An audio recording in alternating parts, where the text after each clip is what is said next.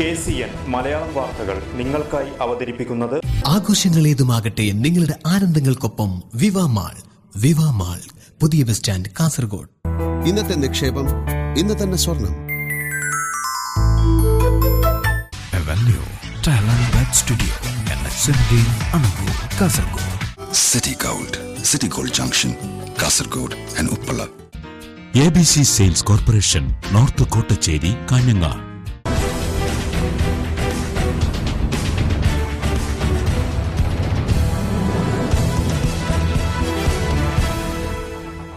നമസ്കാരം. KCN വാർത്തകളിലേക്ക് സ്വാഗതം. ആദ്യം പ്രധാന വാർത്തകൾ. നാട് തെരഞ്ഞെടുപ്പ് ചൂടിലേക്ക് പടയൊരുങ്ങി. ആരോപണ പ്രത്യാരോപണങ്ങളുമായി നേതാക്കൾ. നമ്പ്യാർക്കൽ അണക്കെട്ടിലെ ഷട്ടർ ചോർച്ച വില്ലനായി. കാഞ്ഞങ്ങാട് അരയിപ്പുഴയിൽ മത്സ്യങ്ങൾ കൂട്ടത്തോടെ ചത്തൊടുങ്ങി.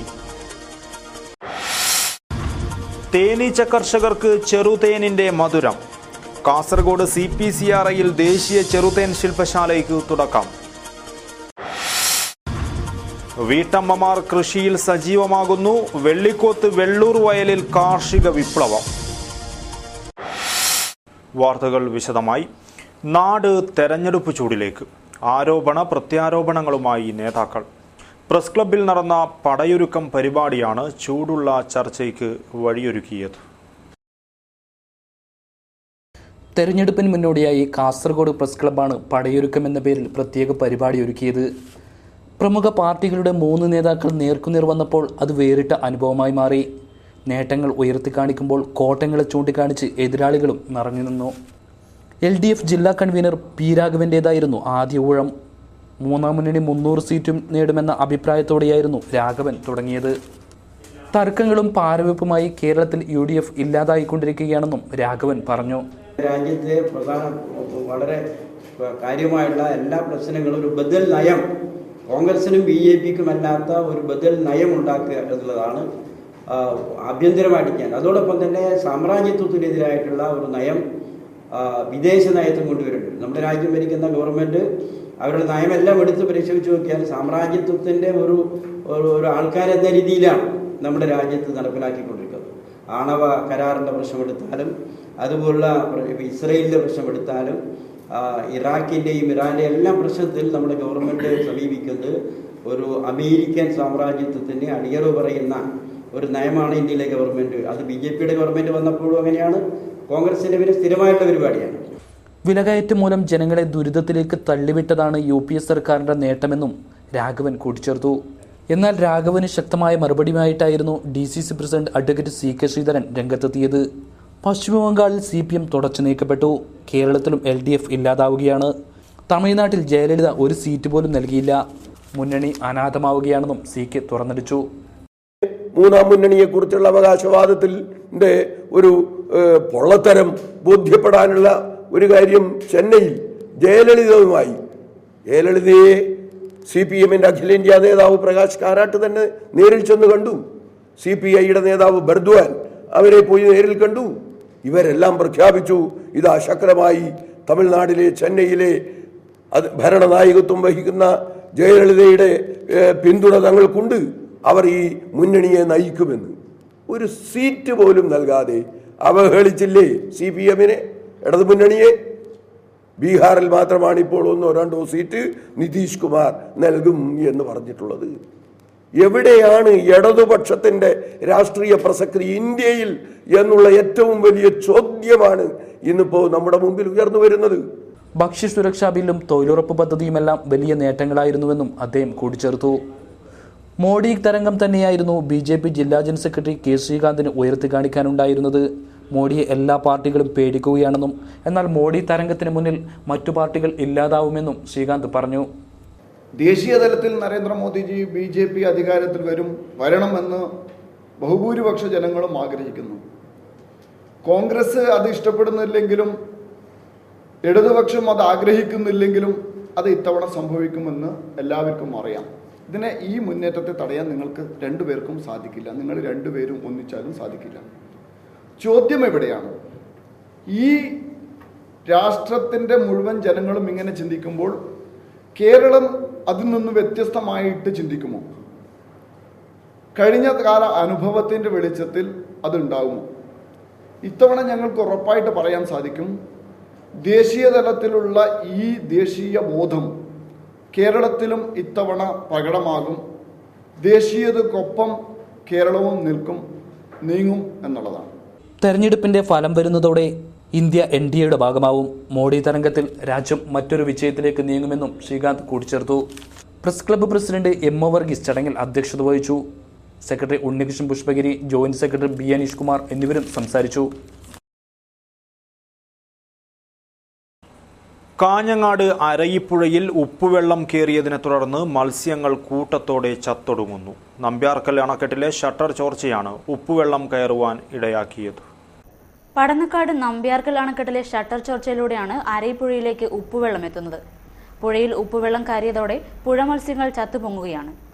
വരാൽ ഇനത്തിൽപ്പെട്ട ശുദ്ധജല മത്സ്യങ്ങളാണ് ധാരാളമായി ചത്തുപൊങ്ങിയത്. 5 കിലോഗ്രാം വരെ തൂക്കമുള്ള വലിയ മീനുകളും ഇവയിൽപ്പെടുന്നു. മീനുകൾ ചത്തു ചെയ്യാൻ തുടങ്ങിയതോടെ ദുർഗന്ധം കാരണം സമീപത്തെ ജനങ്ങൾ ദുരിതത്തിലായിരിക്കുകയാണ്. കടുത്ത ദുർഗന്ധവും മറ്റും നിരവധി ആരോഗ്യ പ്രശ്നങ്ങൾ സൃഷ്ടിക്കുന്നതായി പ്രദേശവാസികൾ പരാതിപ്പെടുന്നു. പുഴയിൽ ഉപ്പുവെള്ളം കയറുന്നത് തടയുന്നതിനാവശ്യമായ നടപടി സ്വീകരിക്കണമെന്നാണ് നാട്ടുകാരുടെ ആവശ്യം. ഈ നമ്പ്യാർ അണക്കെട്ട് അവിടെ ചോർച്ചയുണ്ട്. ആ ചോർച്ച കൂടി ഉപ്പുവെള്ളം കൊണ്ട് കയറിക്കൊണ്ട് നമ്മുടെ ജലാശയത്തിലെ മത്സ്യസമ്പത്തെല്ലാം നശിച്ച് പോയിക്കൊണ്ടുണ്ട്. ഇങ്ങനെ പോയി കഴിഞ്ഞാൽ ഈ മാസം കൂടി കഴിയുമ്പോൾ ഏകദേശം മത്സ്യസമ്പത്ത് നഷ്ടപ്പെടുന്ന രീതിയിലാണ് കാണുന്നത്. കൃഷിനാശത്തോടൊപ്പം ഉപ്പുവെള്ളം കയറി മത്സ്യങ്ങൾ ചത്തുപൊങ്ങുന്നത് കൂടിയായപ്പോൾ ദുരിതത്തിലായിരിക്കുകയാണ് പ്രദേശവാസികൾ. News bureau, Kanhangad. ദേശീയ ചെറുതേൻ ശില്പശാലയ്ക്ക് കാസർഗോഡ് CPCRIയിൽ തുടക്കമായി. അന്യ സംസ്ഥാനങ്ങളിൽ നിന്നടക്കമുള്ള കർഷകരും പ്രമുഖ കൃഷി ശാസ്ത്രജ്ഞന്മാരുമടക്കം നിരവധി പേർ ശില്പശാലയിൽ പങ്കെടുക്കുന്നു. തേനീച്ച കർഷകരെ പ്രോത്സാഹിപ്പിക്കുന്നതിനായി ചെറുതേനീച്ച വളർത്തൽ ദേശീയ ശില്പശാല കാസർഗോഡ് CPCRIയിൽ ആരംഭിച്ചു. നാഷണൽ ബീ ബോർഡിന്റെ നേതൃത്വത്തിൽ കേരള കാർഷിക സർവകലാശാല, കൃഷി വിജ്ഞാന കേന്ദ്രം, CPCRI, horticultural mission, Kasaragod rural development society എന്നിവയുടെ സഹകരണത്തോടെയാണ് ശില്പശാല നടക്കുന്നത്. CPCRI Kasaragod director doctor George V. Thomas ശില്പശാല ഉദ്ഘാടനം ചെയ്തു.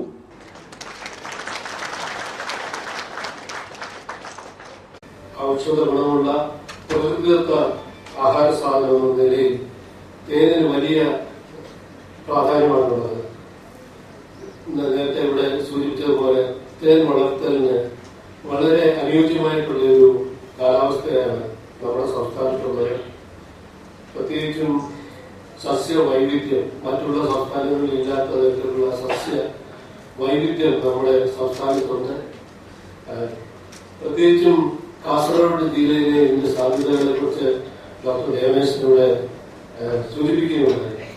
തേൻ ഉൽപാദനത്തിൽ സംസ്ഥാനത്ത് 1ാം സ്ഥാനത്ത് നിൽക്കുന്ന ജില്ല കാസർഗോഡ് ജില്ലയെ മാറ്റിയ നിങ്ങളെ ഓരോരുത്തരെ അഭിനന്ദിക്കാൻ ഈ അവസരം ഞാൻ ഉപയോഗിക്കുകയാണ്. പടന്നക്കാട് കാർഷിക college associate dean doctor M. Govindan അധ്യക്ഷനായിരുന്നു. Kasaragod principal agricultural officer P. Thirumaleshwarabhat മുഖ്യ പ്രഭാഷണം നടത്തി. S. Devanesan, doctor Abdul Kareem, K. Thomas, Prashant Kumar, Charlie Mathew, TS. Manoj Kumar എന്നിവർ സംസാരിച്ചു. വെള്ളയാണി തേനീച്ച പരാഗണ ഗവേഷണ കേന്ദ്രം വികസിപ്പിച്ചെടുത്ത ചെറുതേനീച്ച വളർത്തലിലെ നൂതന സാങ്കേതിക വിദ്യകൾ കർഷകർക്ക് കൈമാറുകയാണ് ശില്പശാലയുടെ ലക്ഷ്യം. കേരളത്തിനു പുറമെ മറ്റ് സംസ്ഥാനങ്ങളിൽ നിന്നായി 300-ലേറെ കർഷകർ ശില്പശാലയിൽ പങ്കെടുക്കുന്നുണ്ട്. ബുധനാഴ്ച സമാപിക്കും. News bureau, Kasaragod.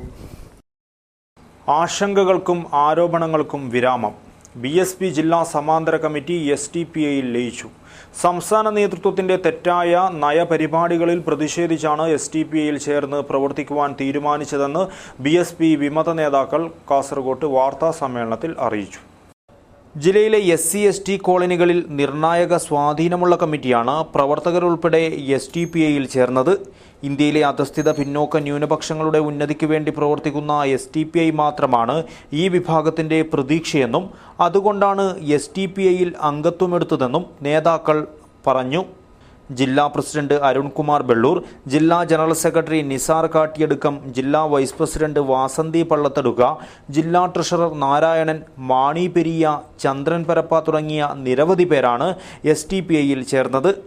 ലോക്സഭാ തെരഞ്ഞെടുപ്പിൽ SDPI സ്ഥാനാർത്ഥി NU അബ്ദുൽ സലാമിന്റെ വിജയത്തിനു വേണ്ടി സജീവമായി രംഗത്തിറങ്ങുമെന്നും ദളിത് കേന്ദ്രങ്ങളിൽ പാർട്ടിയെ ശക്തിപ്പെടുത്തുവാനുള്ള നടപടികൾ സ്വീകരിക്കുമെന്നും നേതാക്കൾ പറഞ്ഞു. ഈ അടുത്ത് BSPയിൽ നിന്ന് സംസ്ഥാന നേതൃത്വത്തിൻ്റെ ചില തെറ്റായ നയങ്ങൾ മൂലം കാസർഗോഡ് ജില്ലാ കമ്മിറ്റി ഒരു സമാന്തര കമ്മിറ്റി രൂപീകരിച്ചിരുന്നു. ആ കമ്മിറ്റി SDPIയിൽ പൂർണ്ണമായും ആ കമ്മിറ്റി